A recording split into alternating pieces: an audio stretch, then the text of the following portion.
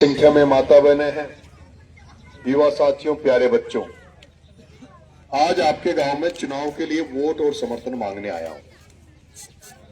और इससे पहले मैं गुर्जर समाज के एक गांव में गया था, क्या नाम से, रूंडी में।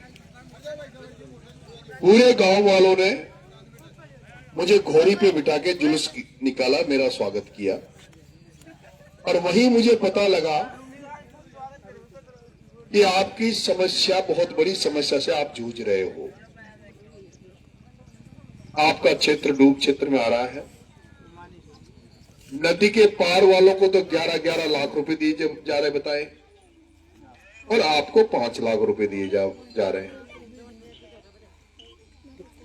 और ये बात उन्होंने भी कही, आपने भी कही।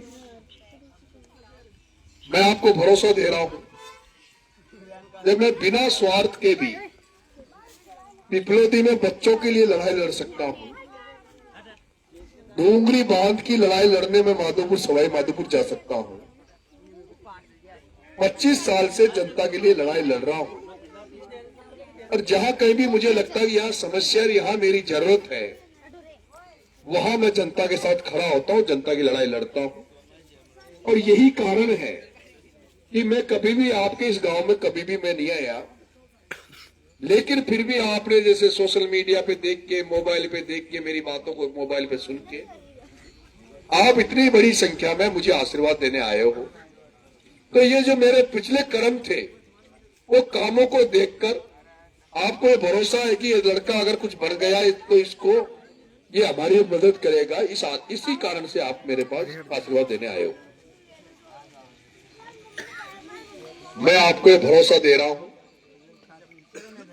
आप सब लोग एक मुश्त होकर मेरी मदद करना, मुझे चुनाव जिताना।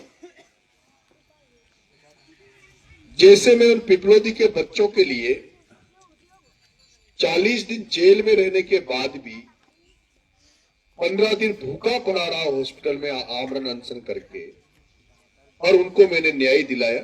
सरकार से 12 लाख की मदद करवाई, उनको सरकारी नौकरी दिलवाई, और जनता से पैसे उगा के 51 लाख 1 करोड़ रुपए उनको मैं दे के आया।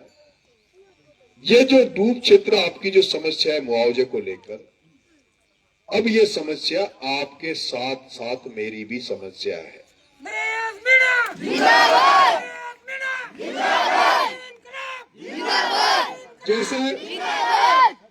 जैसे आज आप चिंतित हो इस समस्या को लेकर, नरेश मीणा के लिए भी वो उतना ही चिंता का विषय रहेगा।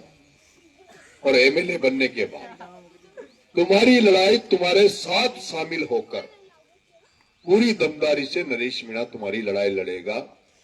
जैसे नदी के पार वालों को पैसा मिला है, उतना ही पैसा तुम्हें भी मिलना चाहिए। ये लड़ाई में सरकार से लड़ूंगा, पूरी ताकत से लड़ूंगा।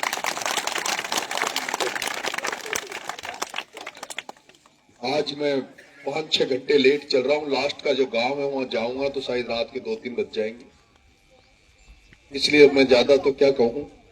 लेकिन यहां गरीबों का, किसानों का कोई नेता नहीं है, सब बड़े आदमियों के नेता है। और मैंने तो पूरी जीवन में गरीबों के लिए, किसानों के लिए काम किया है। अभी आपकी सारी फसलें चौपट हो गई, सोयाबीन खत्म, उड़द खत्म, धान खत्म, सब खत्म हो गया, लेकिन फसल बीमा का कोई पैसा नहीं मिल रहा।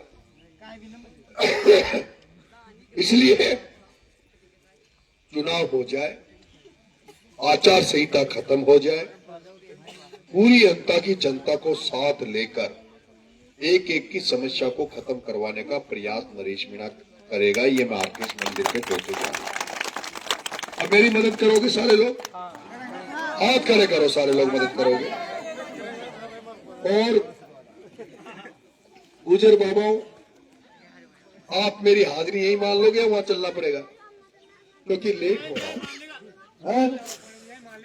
नहीं मान लेगा ना तो सबको समझाना, कहां वोट कहां गलता है, गांव में गलता है, तो सारे मिलके। और गुजर बाबा तासु विशेष आग्रह से हाथ जोड़, अपना जो भी रिश्तेदार नातेदार होगा ना, वहां को भी फोन करो, सबको फोन करो। मदद करवाओ। और मेरा गुजर समाज से विशेष लगाव है, अटूट संबंध है। या तो जानता है वो जब छोरा बताता होगा था सारा ही है? मेरा गुजरों से कैसा संबंध है ये नए लड़के बता देता होगा फोन पर है? तो सारा ही गाँव वाला मदद कर जो। बहुत बहुत धन्यवाद। राम राम।